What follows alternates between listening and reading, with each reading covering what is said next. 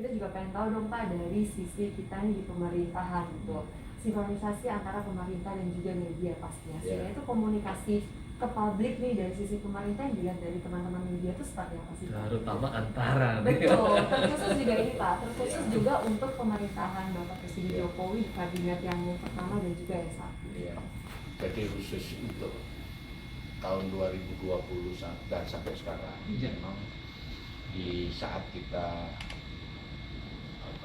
pandemi ini fokus semua stakeholder bangsa ya, termasuk pers dan pemerintah memang di penanganan COVID dan kemudian pemulihan ekonomi dan sekarang bertambah vaksinasi.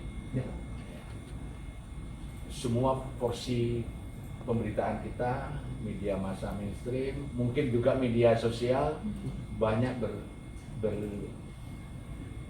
berbicara tentang hal itu. Kami melihat bahwa dari sisi media apa yang dilakukan oleh upaya-upaya yang dilakukan oleh pemerintah itu sebenarnya sudah maksimal. Cuma memang menangani COVID di Indonesia ini tidak semudah di negara-negara kecil. Ya saya tidak menyebut lah, banyak negara-negara kecil yang dengan mudah melakukan terapi-terapi atau treatment. Tapi bangsa kita adalah bangsa kepulauan yang sangat luas dan kemudian penduduknya juga beraneka ragam, pendidikannya, terus sukunya, bangsanya, sehingga memang ini faktor yang memang butuh effort yang lebih tinggi. Dan apa yang dilakukan oleh pemerintah sekarang ini saya kira sudah cukup tepat, dan meskipun memang agak berat karena memang tantangannya lebih berat dibanding dengan beberapa negara yang memang relatif penduduknya lebih kecil, terus pendidikannya lebih banyak tinggi, kemudian pendapatan masyarakatnya juga bagus. Memang lain tantangan. Dari sisi pemerintah, saya kira pemerintah sekarang ini bagaimana lebih mengemas, lebih menjadikan sebuah informasi ini menjadi orkestrasi yang sama-sama mendukung terhadap tiga hal itu, di mana penanganan COVID-nya, bagaimana pemulihan ekonominya, maupun suksesnya vaksinasi. Nah, di sini peran pemerintah untuk bisa membuat orkestrasi, karena media sejatinya, media mainstream sangat mendukung terhadap segera selesaikan masalah pandemi ini, ekonomi pulih, masyarakat berkegiatan normal. Karena teman-teman wartawan juga terkena. Sama. Ke lapangan susah. Susah sama. Soalnya kan ke kantor pun 25% ya Pak ya kalau di antara ya? Iya. Karena kan kalau pekerjaan media kan rata-rata kita harus terjun ke lapangan. Pekerjaan kita kan habitat kita di lapangan. Mirip TNI ya. Habitat kita di lapangan. Tapi ketika terkena pandemi ini ya kita dikurung atau dirumahkan. Maksudnya dirumahkan itu harus bekerja dari rumah. Itu kan hal yang cukup baru bagi kami. Pekerjaan media yang dimana kita harus lincah di lapangan, tapi kita harus dikurung karena memang protokolnya harus seperti itu. Dan sedangkan kita punya kewajiban sebagai media kan untuk mengedukasi masyarakat. Bagaimana ketika kita di rumah itu tetap memantau lingkungan sekitar dan 3M dan sebagainya, protokol untuk vitamin dan sebagainya. Nah, tanggung jawab kita kan akhirnya betul kata Pak Munir tadi bahwa kita juga memiliki tanggung jawab sosial yang harus mengedukasi kepada masyarakat mengenai dampak apa yang muncul yang buruk tentang COVID ini. Sedangkan Indonesia ini sangat luas. Nah, sedangkan yang bisa kita kontrol berapa sih? Nah, sedangkan ketika ditanya bagaimana kinerja pemerintah ya, betul kata Pak Munir, memang penanganan kita nggak bisa disamakan dengan negara-negara lain karena memang kita negara kepulauan dan besar. Nah, jangkauan antara sendiri seperti apa Pak? Ya, kami sekarang ini wartawan berapa, kemudian kami punya apa di daerah apa? Kami di seluruh Indonesia memiliki semua kantor biro provinsi. Punya kantor biro semua. Nah, kurang wartawannya kami memiliki sekitar kurang lebih sekitar 550 wartawan. Itu menyebar di hampir seluruh kabupaten kota seluruh Indonesia. Jadi hampir 3/4 Ada wartawan. ada dari wartawan antara. antara di kabupaten kota di seluruh Indonesia, dan produknya sudah multi platform ya, ada teks, ada video, ada foto, kemudian ada infografis, maupun digabung semua dalam bentuk storytelling. Jadi Dan kita sebenarnya dengan banyaknya jangkauan itu, masyarakat luas tuh bisa bisa terinformasikan tentang pemerintah apa yang sudah dilakukan yang lainnya, dan Iya. pastinya. Tapi itu belum cukup. Iya, Itu memang masih walaupun itu banyak belum itu. nah, cukup, ya. sekarang ini konten belum cukup, Pak. Oh, konten koma. Jadi kemampuan, kelebihan konten Mhm. masih koma dalam era sekarang ini. Karena Distribusi. Ya, distribusi ini yang sekarang ini harus kita kuasai juga, baru kita bisa menguasai yang namanya informasi. Apa itu distribusi? Sekarang kekuatannya di media sosial. betul, media sosial. Jadi selain distribusi konvensional, Betul. seperti kita ada di website, Betul. kemudian ada di pelanggan wire, kemudian ada di TV, foto, itu belum cukup sekarang, di era sekarang belum cukup. Maka dia harus bisa memperluas channel distribusinya, terutama di channel media Apa dulu, apa bedanya Pak produk yang di masa yang sebelum media sosial dengan yang media sosial? Produknya antara dulu hanya dalam bentuk foto tetap ada, foto, video ada, teks ada. teks itu berlangganan. Iya. Dari Pak ini media-media lain berlangganan Pak ya, Ada kepada antara. Yang membedakan adalah IT-nya, pemakaian IT-nya IT. sekarang, ya. Ya. Kalau sekarang kita ini semua berbasic internet. Iya. Iya. Betul. Kalau dulu kita berbasic wire. Jadi kayak satelit itu Pak, Betul. satelit. Nah dulu ketika masih memakai teknologi satelit itu, kekuatan untuk diversifikasi multi platform terbatas. Jadi dulu teks sendiri, foto sendiri, video sendiri. Nah, karena kekuatan dengan internet dan platform-platform yang disediakan, maka sekarang menjadi konvergen. Menjadi konvergen, apa yang kita sebut dengan multi platform. Kemudian kita menjadi satu tunggal platform yang disebut dengan platform antara. Antara terganggu nggak dengan munculnya media sosial? Kan ada sejumlah teman-teman kita yang kemudian harus tidak lagi bisa terbit, kemudian yang akhirnya menjadi kenang-kenangan saja. Terkena nggak? Ya, kalau media sosial ini sebenarnya bagi media ya, bagi media dan masyarakat itu bisa menjadi kawan sekaligus lawan. Bisa menjadi kawan, dia bisa menguatkan distribusi channelnya terhadap kabar-kabar yang produktif, yang baik. Ya seperti konten-konten platform penjualan UMKM dan seterusnya, itu mereka laris melalui media sosial. Media sosial, betul. Dan gampang dijangkau juga ya Pak ya. Dan tinggal dan ngecek mudah. platformnya Dan apa, mudah. Instagram mungkin Iya. atau itu ya. Tetapi menjadi lawan, dia menjadi distribusi channelnya hoax, Oh ya. ujaran kebencian. Saking mudahnya ya Pak ya. Betul. Saking mudahnya. Kalau orang PR bilang Pak antara cinta dan benci. Betul. Tapi ada yang terasa berubah nih Bang, bahwa ketika mungkin kalau orang judul kalau nyebutnya ini sebagai media morfosis kan. Oke. Ada suatu yang metamorfosis dari media. Kalau zaman dulu seperti yang dibilang kamu tadi bahwa media sosial itu bisa menjadi kawan dan lawan. Mungkin zaman dulu wartawan memiliki keistimewaan sendiri dalam membagi informasi dan menyebarkan, itu keistimewaan wartawan. Tapi sekarang keistimewaan itu kan hilang. Setiap orang bisa menyebarkan informasi. Prosumen katanya, Iya. produser sekaligus konsumen. Iya, keistimewaan wartawan kan bilang ketika media sosial ini hadir. Nah, yang membedakan itu tadi ketika Pak Munir menyebut itu disinformasi atau misinformasi itu kan beda hal.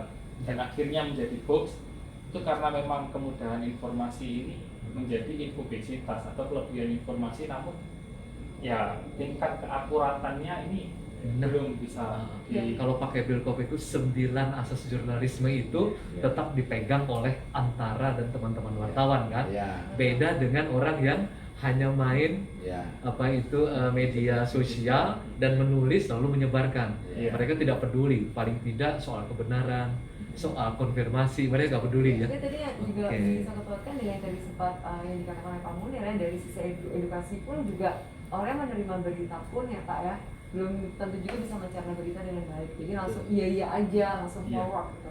Nah Pak, sangkut pautkan dengan yang tadi itu terkait dengan pemerintah ini. Kita juga perlu dok, kira-kira apa sih Pak terlepas dari tidak hanya dari hal sisi COVID-19 atau pandemik saja, tapi juga hal yang lainnya. Nah, Lagi sekarang kan saat ini kan juga bencana kan Pak, Iya. sudah ada di beberapa daerah dan lainnya gitu. Juga mungkin nanti terkait dengan isu yang lainnya gitu, mungkin terorisme dan lainnya gitu. Apa sih Pak yang dilihat dari media khususnya kantor berita Antara yang belum maksimal yang dilakukan dari sisi publikasi pemerintah kepada masyarakat? penting nih Pak masukan Untuk buat masukan untuk terutama publikasi. kalau mau disempitkan ya. dari istana gitu ya, apa yang belum kami kerjakan Ya. sehingga diperlukan oleh teman-teman dari Antara paling tidak. Ya, saya kira pemerintah sebenarnya memiliki infrastruktur ya, terkait kelengkapan sistem, kelengkapan SDM maupun teknologi untuk menyukseskan kampanye-kampanye, narasi-narasi yang positif terkait dengan program-program dan realisasi pembangunan pemerintah. Ya. Dan ini sebenarnya sudah berjalan. Ya. Nah, cuma dalam situasi pandemi ini memang butuh effort yang lebih tinggi. Apa itu effortnya? Adalah bagaimana saya seperti yang saya katakan tadi, membangun orkestrasi yang fokus terhadap masalah besar ini. Kalau tahun lalu periode pertama 2014 ke 2019 itu orkestrasinya bagaimana menyukseskan mempercepat pembangunan infrastruktur. Betul. Orkestrasinya kan itu, Betul. dan itu berhasil. Salah satunya Antara. Iya, yang membantu. dan itu berhasil banget.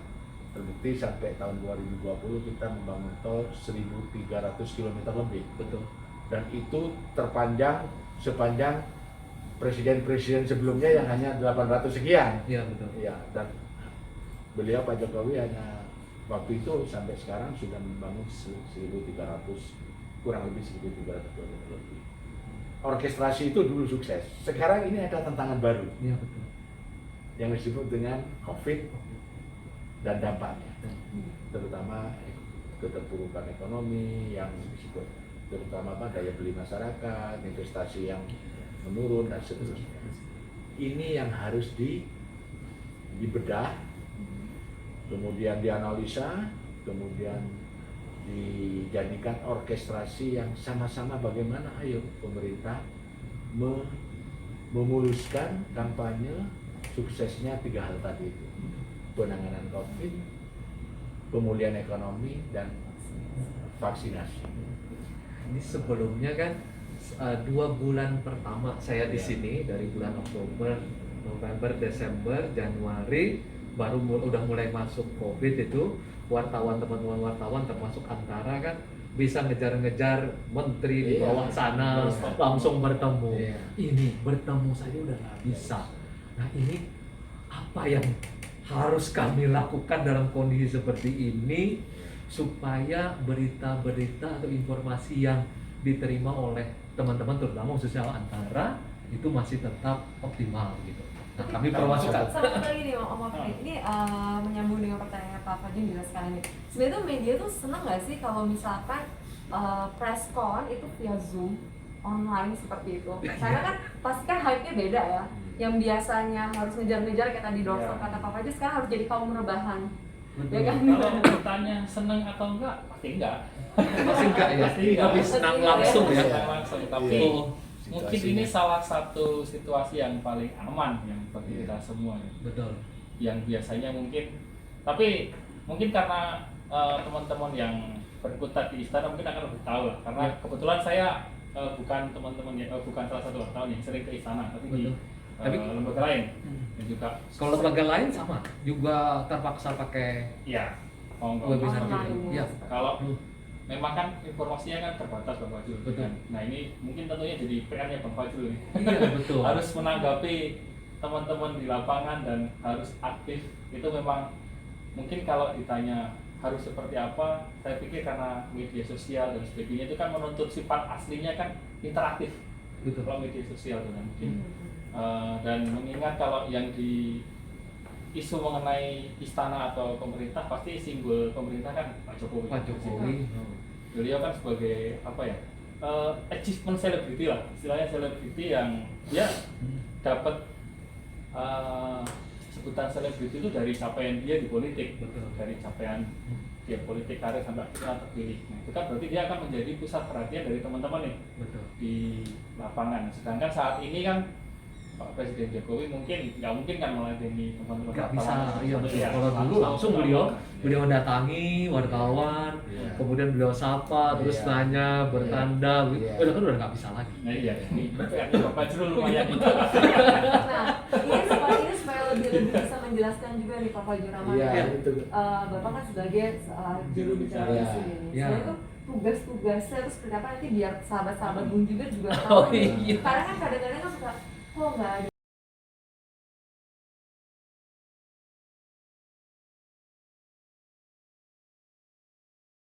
Iya, memang saya juga harus mengaku juga nih bahwa di masa pandemi ini memang sulit sekali bertemu dengan, termasuk bahkan dengan dengan presiden sendiri kan sangat terbatas. Iya. Pertemuan dengan, kalau dulu gampang sekali tinggal menyeberang langsung bertemu dengan beliau, sekarang kan dibatasi sekali Iya. pertemuan dengan beliau.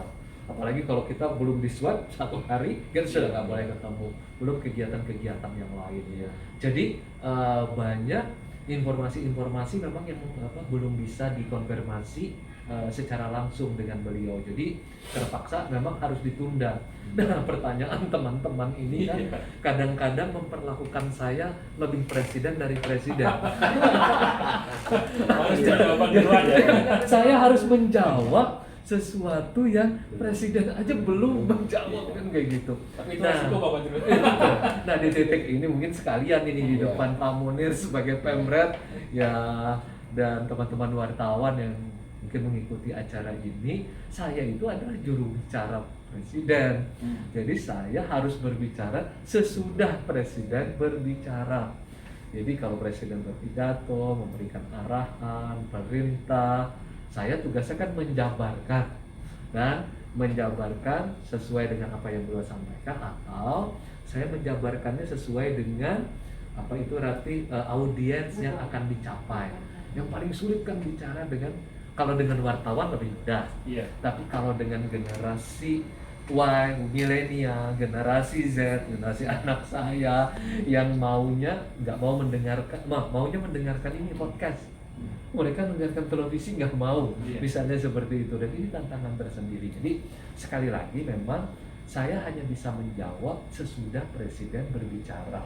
Nah itu, dan sebagian ada pertanyaan teman-teman itu sudah dengan agenda setting sendiri, belum lagi ada yang dengan framing yang khusus Iya. begitu ya. Aduh, saya menjawabnya kadang-kadang kepikiran, ini bagaimana ya menjawabnya. Paling jauh saya mengatakan bahwa belum ada konfirmasi dari presiden, kami belum diberi informasi seperti ini.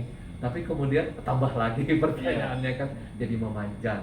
Nah, ada kesulitan memang di dalam masa pandemi untuk menjelaskan. Tetapi pada intinya adalah saya tidak bisa menjawab kalau presiden belum membuat arahan atau pidato atau pernyataan atau statement. Karena pada dasarnya sifat alami kita jurnalis kan memang ingin tahu maksudnya. Iya. Dan teman-teman ini mungkin gini juga, karena mungkin membandingkan dengan ada jubir sebelumnya ya, yang Memang kalau saya pernah baca juga sih apa biografinya mereka diizinkan untuk berbicara Iya. lebih lebih mendahului kan seperti itu.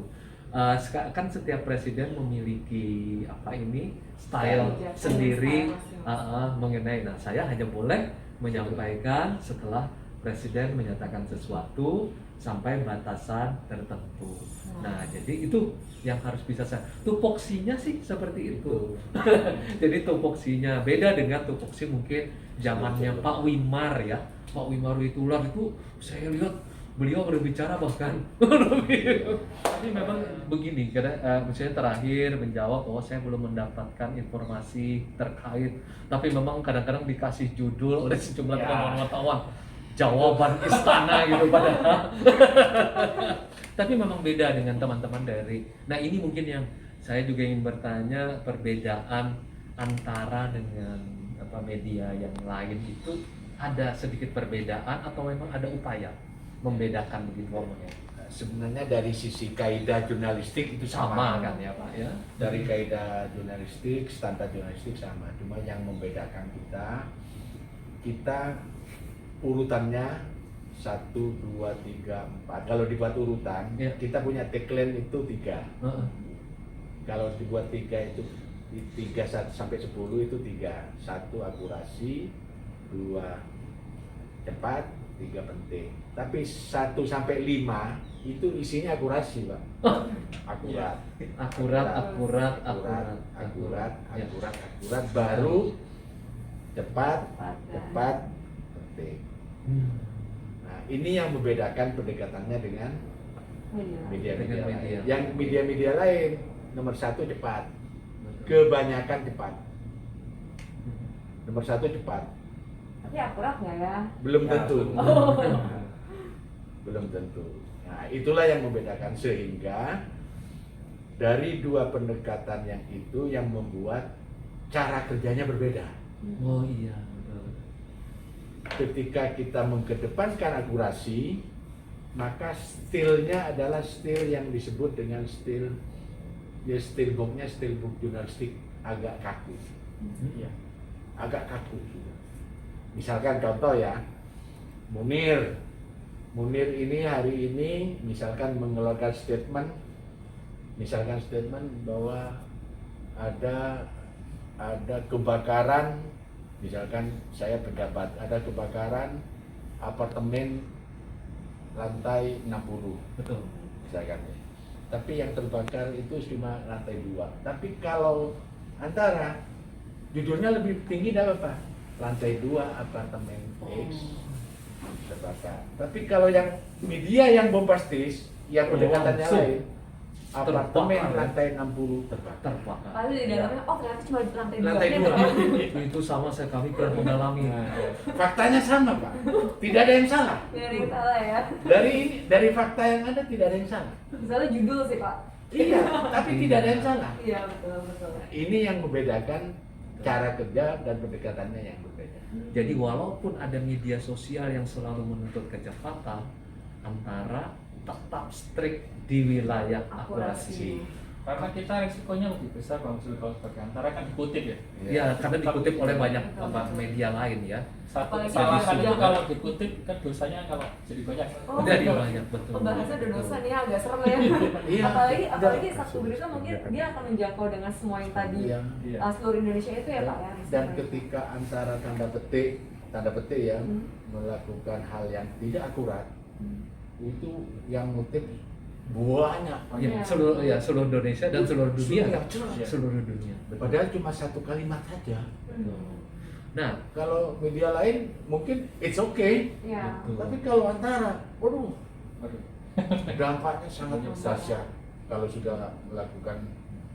Ya pernah kami mengalami Pak soal akurasi itu. Kan pernyataan dari misalnya ada dari KPK tentang apa itu desa yang siluman sekitar 40-an begitu. Kami bilang itu di KPK mengatakan seperti ini jumlahnya dari sejumlah 74.000 lebih desa. Diambil judulnya Pak.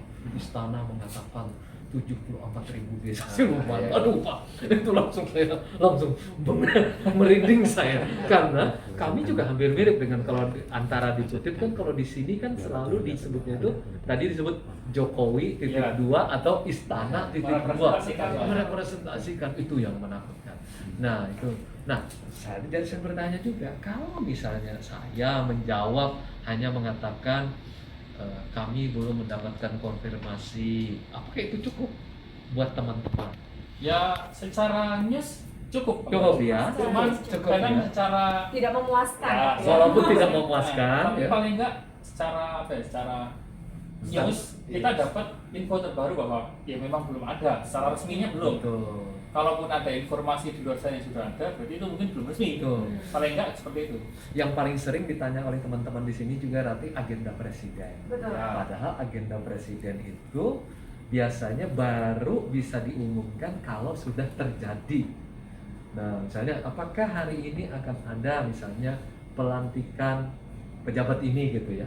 Nah, itu baru akan dinyatakan ketika sudah terjadi pelantikannya.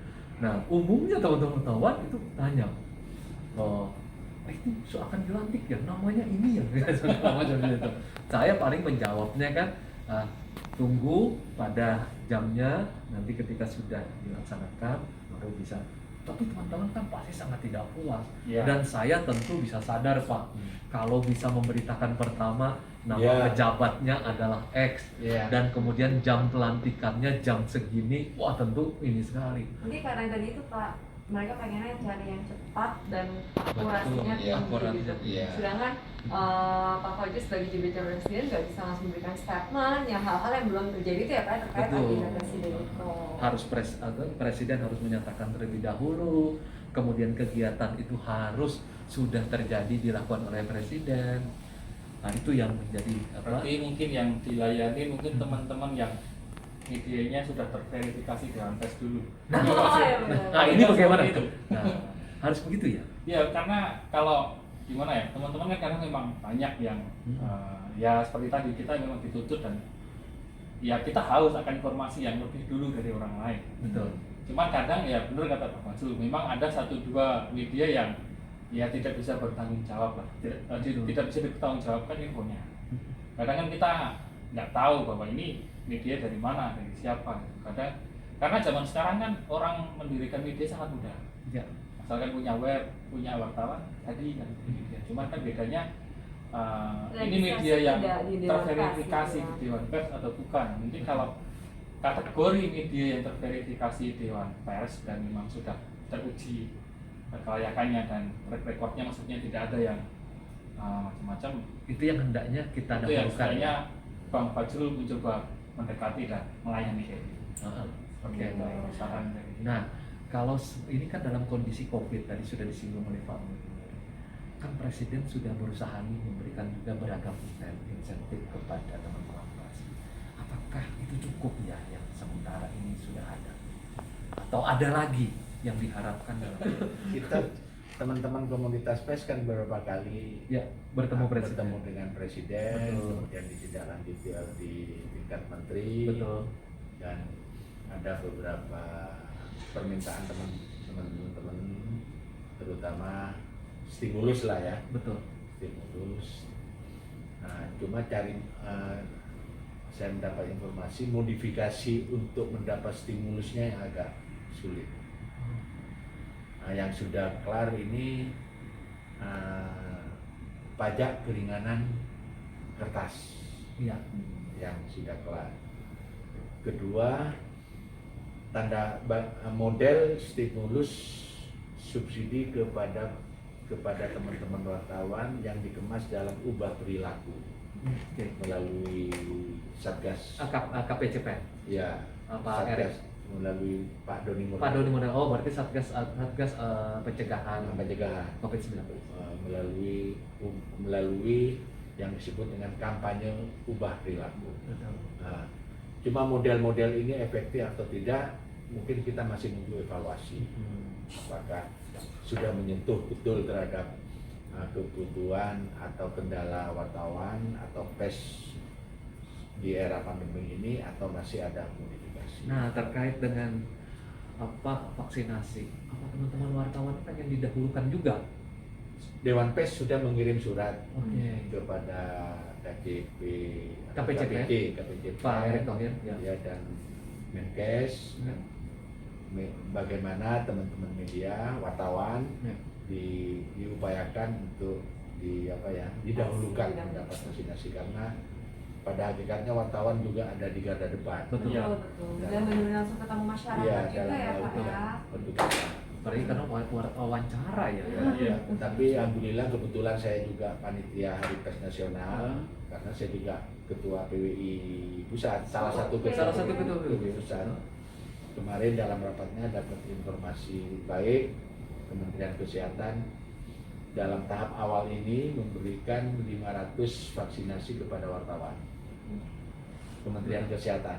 Jadi ada respon dari Kementerian Ada Kesehatan. 500 vaksinasi 500 yang akan orang. disebar ke seluruh Indonesia atau ruang Enggak, lingkup tertentu Pak? untuk ya sebenarnya kepada wartawan, Oke. karena dalam situasi pandemi ini dan waktunya nggak terlalu panjang, direncanakan minggu ketiga Februari, mungkin kebanyakan teman-teman di Jabodetabek. Betul. Ya, Dan juga Dinkes Jakarta juga akhirnya memberi tambahan 200 vaksinasi. Jadi sekitar nanti ada 700 wartawan Yang yang akan akan mendapatkan mendapatkan vaksinasi. program vaksinasi di Ya. dalam rangka Hari Pers Hari Pers. Nasional. Oh, dalam rangka Hari Hari Pers. Pers Nasional 2021. Oh, jadi masal ya, Pak? Ya? Masa ada Oh, alhamdulillah. kabar gembira juga nih Kabar ya. gembira. kabar gembira juga, ternyata pemerintah melalui Kementerian Kesehatan dan pemerintah provinsi juga merespon baik permohonan teman-teman Betul. panitia PN untuk bisa bersama-sama pemerintah melakukan vaksinasi. Kalau boleh tahu berapa jumlah wartawan sekarang? Berarti dari 149 berapa banyak wartawan ini? Kalau menurut data PES ya, Ya. menurut data Dewan PES, jumlah media sekarang Jumlah media online saja 43.000. online Online saja. 43.000 itu terdaftar di Dewan Pers atau Ya. sebagian tidak terdaftar? Tidak terdaftar. Oh, oke. Yang baru diverifikasi itu sekitar kurang lebih 1.000-an. 1.000. Jadi banyak. Hmm. Media cetak itu sekitar 700 sampai 800. Kalau TV sekitar 150-200 TV. Jadi kemungkinan wartawannya anggap kali 10 lah. Iya. Berarti sekitar 1 jutaan wartawan. Berarti ada 1 juta insan pers ya Iya. di Indonesia. Banyak Dan Bang Jul. Dan cukup pastinya besar. kalau misalkan dikaitkan dengan vaksinasi di hari pers nanti ada kabar gembira 700 vaksin itu ya Pak ya. Paling Iya. tidak ini pelan-pelan karena kan juga memang prosesnya pemerintah juga harus ibaratnya memplot, nggak bisa langsung sekaligus ya betul. Pak. Karena Gitu. vaksin masih Betul. tanda petik Betul sekali. banyak berebut dengan negara Iya, lain. iya. sampai hari ini sih yang tersedia baru sekitar 28 juta dari yang datang keempat. Sementara kita kan harus nyelesain yang ini Pak ya, yang tenaga kesehatan yang 1,5 juta. Sama. Alhamdulillah hari ini sudah hampir 800.000 Iya, ya. iya. Udah bisa selesai. Iya. Ini kan harus 181,5 juta ini. Mudah-mudahan dalam setahun bisa selesai. Pak, apa tema pers hari pers sekarang? Kalau kata-katanya, ya intinya ya, Intinya. dengan Hari Pers sekarang ini, bangkitlah ekonomi Jakarta, jadilah penggerak utama. Oh, Oke. Itu- Saya boleh tepuk tangan ya Pak? Karena tuan rumahnya Jakarta, Iya. jadi ya itu, di saat era pandemi, ayo bangkitlah ekonomi Betul. Jakarta sebagai penggerak ekonomi. Jadi Wow. Ya. Baik, senang sekali nih sudah hadir dan juga ngobrol-ngobrol dari Kantor Berita Antara di program Bung Jubir dan Media Chapter Kantor Berita Antara. Kalau